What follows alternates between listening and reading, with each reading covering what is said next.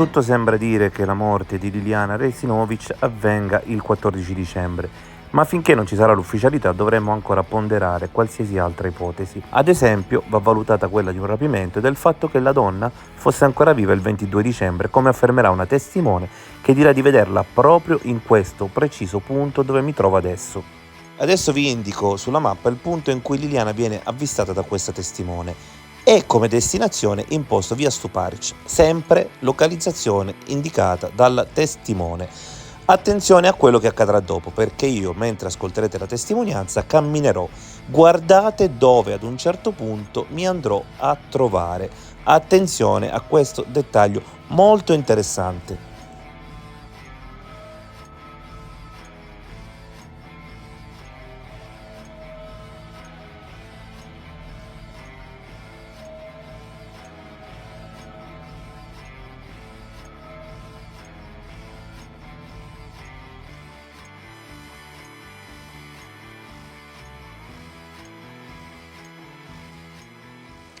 Allora, io tendo a precisare che la persona che ho visto non conoscevo e che in questura ho detto di aver visto una persona molto simile alla signora Liliana.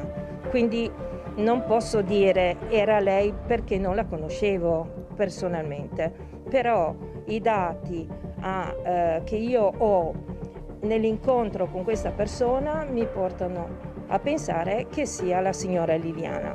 Potrei anche sbagliarmi, non lo escludo, ma ci sono tante cose che mi hanno portato a sentire forte la somiglianza per tanti aspetti. A quel punto, per poter aiutare la signora che sentivo in difficoltà, come ho realizzato che per me era la signora, sono andata subito in questura in modo che agissero per poterla aiutare. Questo è il perché del mio Certo. andare in questura. Esatto. Io ho solo vista un'iniziale foto pubblicata da una sua amica dove io non riconosco assolutamente la persona vista il 22. La persona che ho visto il 22 mi è rimasta impresso perché aveva un atteggiamento particolare per cui chiunque si sarebbe ricordato di un incontro simile, anche perché sinceramente non mi ricordo neanche che cosa ho mangiato ieri sera, quindi c'è stato proprio un evento particolare che mi ha focalizzato l'attenzione su questa persona.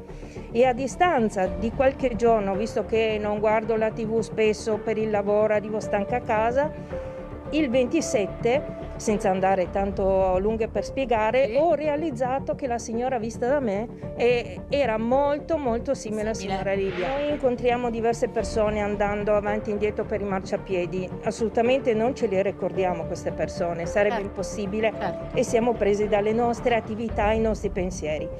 Le persone che ci incontrano o che ci seguono sono persone che hanno le loro dinamiche mentali, di serenità, di gioia, di arrabbiatura, ma chi lo sa? Nessuno. Certo. In questo caso io sono stata raggiunta da una persona che già a 2 metri alle mie spalle da me, che andava nella mia stessa direzione di marcia, ma a 2 metri, anche 2 metri e mezzo da me, ha fatto un verso talmente particolare che chiunque si ricorderebbe di aver avuto un incontro simile, ed era un verso di una persona molto molto nervosa, agitata. A quel punto puoi provare, scusami. Era un verso misto a rabbia e sconforto, ma forte, era quasi animalesco, veniva proprio di pancia, no? Era un verso, cioè una roba di questo genere, un verso veramente che chiunque si sposta perché dice chissà chi ho alle spalle. E a quel punto l'ha fatto a 2 metri di distanza circa da me e l'ho sentito fortissimo. E allora a quel punto puoi pensare a una persona disagiata, con delle problematiche mentali, una persona certo, uno si spaventa anche obiettivamente, immagino. E quindi cosa ha fatto? Sì, quindi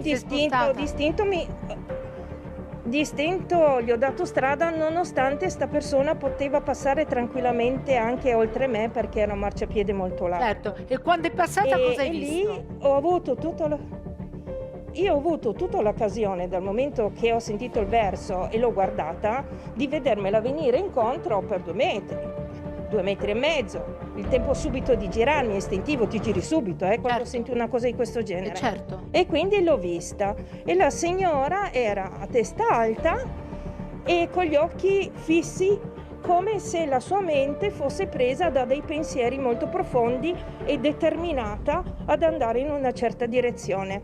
Non aveva la mascherina e questo mi ha colpito, perché tutt'al più la si tiene sotto collo. Se uno Invece era vuole, completamente senza mascherina, quindi l'hai potuta vedere in faccia?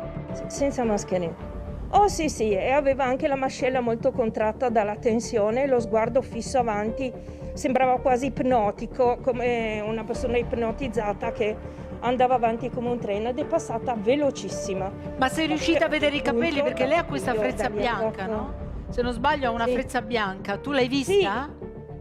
Sì, ho visto questo e ho visto anche parte del resto del colore dei capelli, e il fatto che non ho visto tutto il resto dei capelli anche una volta che mi ha superato, è probabile che avesse allora un cappello, una fascia, qualcosa in testa, per cui aveva solo una parte dei capelli fuori, ma aveva proprio il ciuffo bello, evidente, e una parte del colore degli altri capelli che fuoriuscivano. Scusa, mi parli di Purtroppo questa non mi ricordo borsa? se poteva essere un cappello. Questa borsa, no? Quando Perché mi è ha stata ritrovata superato, questa borsa. quando mi ha superato, Sì. esatto, Sì? quando mi ha superato Sì?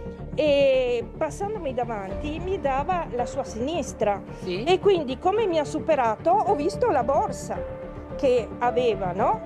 E con la sua figura aveva la borsa messa da questa parte e mi ha superato così. Quindi io ho visto questa borsa che poi, nel continuare a camminare, teneva sempre il braccio un po' stretto a sé, e quindi la borsa gli stava aderente al corpo. Che tipo di borsa era? Era una borsa che era un po' grande, cioè quindi non una borsetta, quelle da manico da tenere da passeggio a bauletto, ma era una borsa che stava a tracolla ed era di un colore molto scuro, infatti l'ho detto anche in questura, che poteva essere sul nero, ma buttava più sul marrone che sul nero, ma tanto scura. Ed era vuota o piena, te lo ricordi? Allora, noi donne abbiamo delle borse che esplodono sempre.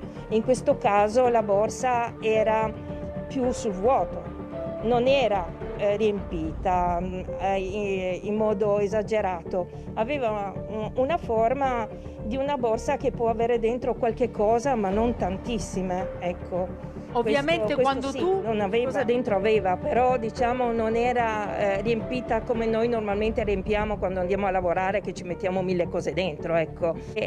Non so se conoscete Trieste, però andava nella direzione, si dice, di via Stuparic, cioè praticamente essendo la zona dell'ospedale maggiore, dove c'è il muro di perimetro dell'entrata dell'ospedale maggiore, Comunque è sparita nella strada, grande, diciamo. quella. Praticamente la signora, mentre camminava velocissima, aveva un'andatura molto veloce e aveva una leggera cedevolezza sul lato sinistro, nel senso che o di bacino o di gamba aveva una leggera cedevolezza rispetto alla gamba destra, mentre camminava molto ma molto veloce, veramente è sparita in un lampo dopo, perché si è incrociata con altre persone e ha fatto dribbling tra queste persone e non sono più riuscita. E sappiamo che la signora faceva maratone.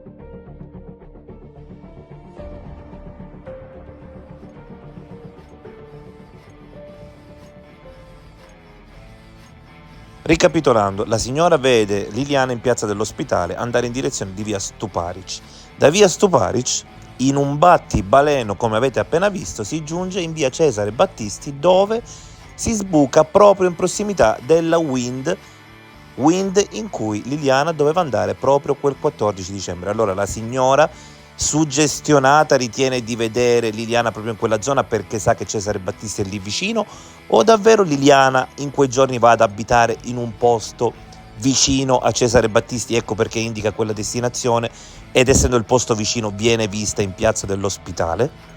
Questa è una domanda molto interessante a cui sarebbe anche altrettanto interessante trovare una risposta. Qui riportiamo la mappa e vedete la distanza tra via Stuparic e il centro Wind, pochissimi metri. Si tratta di soli 300 metri. In questa vicenda tantissime persone sembrano conoscersi, sembrano avere connessioni, i luoghi sembrano essere ravvicinati. Trieste viene dipinta come un formicaio visto da un elefante.